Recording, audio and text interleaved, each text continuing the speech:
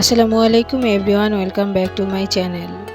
বরিশালস রান্নাঘর অ্যান্ড মোড়ের পক্ষ থেকে আজকে আমি আপনাদের জন্য নিয়ে এসেছি বেঁচে যাওয়া বাদ থেকে শিরিঞ্জ পিঠা, কিন্তু এটা শিরিঞ্জ ছাড়াই তৈরি করব। হ্যাঁ, আপনারা ঠিকই শুনেছেন, শিরিঞ্জ ছাড়াই আমি শিরিঞ্জ পিঠা তৈরি করব এবং এত চিকন করে কিভাবে দিয়েছি সেটা জানতে অবশ্যই আমাদের ভিডিওটা পুরোপুরি দেখবেন। প্রথমেই বলেছিলাম যে বেঁচে যাওয়া ভাত থেকে এটা তৈরি করব, তাই আমার বেঁচে যাওয়া ভাতগুলো আমি এখানে নিয়ে নিয়েছি। এগুলোকে এখন একটা ব্লেন্ডার জারে দিয়ে ব্লেন্ড করে নিব। ব্লেন্ড করার ক্ষেত্রে অবশ্যই অল্প অল্প করে ব্লেন্ড করবেন, না হলে এটা ঘন হওয়ার কারণে ব্লেন্ডার বসে যেতে পারে। ব্লেন্ড করা হয়ে গেলে একটা ছাঁকনিতে ঢেলে এগুলোকে ছেঁকে নিতে হবে। ছাঁকার ক্ষেত্রে হাত দিয়ে ঘষে ঘষে এটাকে ছেঁকে নিতে হবে। এটা খুব ঘন হওয়ার কারণে হাত অবশ্যই ব্যবহার করতে হবে। আর যে সব অবশিষ্ট অংশ রয়ে যাবে, যা থেকে আর কিছু ছাঁকা যাচ্ছে না, সেগুলো আমরা ফেলে দিব। ছাঁকনির তলায় যেটা লেগেছিল সেটাকে আমরা চামচ দিয়ে তুলে নিচ্ছি। এই অবশিষ্ট অংশগুলো আপনারা চাইলে আবার ব্লেন্ড করে ছেঁকে নিতে পারেন। ছেঁকে নেওয়া এই ভাতের যে ডোটা হয়েছে এর মধ্যে আমি দিয়ে দিচ্ছি স্বাদমতো লবণ এবং কিছু কালো জিরা। কালো জিরা আপনারা চাইলে স্কিপও করতে পারেন। এখন এই উপকরণগুলোকে ভালোভাবে ডোয়ের সাথে মিশিয়ে নিচ্ছি। ভালোভাবে মেশানো হয়ে গেলে আমি আরও 3টা বাটি নিয়ে এই ডোটাকে 4টা ভাগে ভাগ করে নিচ্ছি। আপনারা ভিডিওটি লক্ষ্য করে দেখলেই বুঝতে পারবেন কাজটি আমি কিভাবে করছি। এখন এগুলোতে আমি ফুড কালার মিশিয়ে নিব। একটাতে লাল, একটাতে সবুজ এবং একটাতে কমলা রং করে নিয়েছি এবং অন্যটি সাদাই থাকবে। আপনারা এখানে আপনাদের ইচ্ছে মতো রং করে নিতে পারেন, চাইলে স্কিপও করতে পারেন, তবে শিরিঞ্জ পিঠা একটু কালারফুলই হয়। কালারটা ডোয়ের সাথে ভালোভাবে মেশানো হয়ে গেলে শক্ত প্যাকেট জাতীয় পলিথিনে এটাকে আমি ঢুকিয়ে নিব।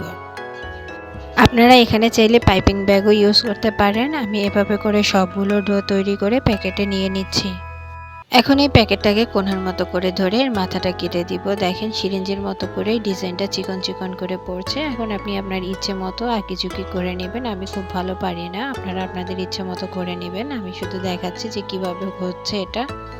ডিজাইনটা করার সময় অবশ্যই কোণটাকে ভালো করে চেপে নিয়ে তারপরে করতে হবে। দেখুন কত চিকন করে সিরিঞ্জের মতো করেই পড়ছে। আপনি এটা কাউকে বানিয়ে খাওয়ালে বিশ্বাসই করতে পারবে না যে এত চিকন করে আপনি সিরিঞ্জ ছাড়াই দিতে পেরেছেন।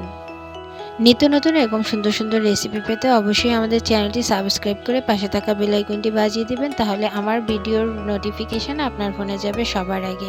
আর যারা ফেসবুক থেকে দেখছেন অথচ আমার ফেসবুক পেজে যুক্ত হননি, তারা অবশ্যই লাইক এবং ফলো দিয়ে আমার পেজে যুক্ত হয়ে যাবেন।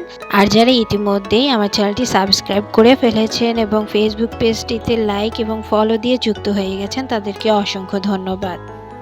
আমাদের ভিডিওগুলো ভালো লাগলে অবশ্যই লাইক, কমেন্ট এবং শেয়ার করবেন। আপনাদের লাইক, কমেন্ট, শেয়ারগুলো আমাদের ভিডিও তৈরি করার অনুপ্রেরণা জাগায়। এভাবে করে আমি সবগুলো ডিজাইন তৈরি করে নিয়েছি। এখন এগুলোকে রোদে শুকাতে দেবো। আপনারা চাইলে ফ্যানের বাতাসেও শুকাতে পারেন। এই পিঠাগুলো কোনোরূপ ভাপেও সিদ্ধ করতে হবে না। দেখুন আমার পিঠাগুলো শুকিয়ে গেছে। শুকোবার পরে কত চিকন চিকন হয়ে গেছে। এখন এগুলোকে আমি ভেজে নেব। ভেজে আপনাদেরকে দেখাচ্ছি কেমন হয়েছে। এখন চুলায় একটা কড়াইতে তেল দিয়ে তেলটাকে সম্পূর্ণ গরম করে একটা একটা পিঠা দিয়ে দিব। দেওয়ার সাথে সাথে দেখুন ফুলে ফেপে একদম বড় হয়ে গেছে। দিবেন আর উঠাবেন। এভাবে করে আমি সবগুলো পিঠা ভেজে নিলাম। দেখুন আমার সবগুলো পিঠা ভাজা হয়ে গেছে। পিঠাগুলো কতটা কালারফুল দেখাচ্ছে, আপনাদেরকে আমি একটা ভেঙে দেখাচ্ছি। দেখুন কতটা মুচমুচে হয়েছে। শব্দ শুনেই বুঝতে পারছেন এটা কতটা ক্রিস্পি হয়েছে। আশা করি ভিডিওটি আপনাদের ভালো লেগেছে। ভালো লেগে থাকলে অবশ্যই লাইক, কমেন্ট এবং শেয়ার করবেন। এতক্ষণ সাথে থাকার জন্য অসংখ্য ধন্যবাদ। আল্লাহ হাফেজ।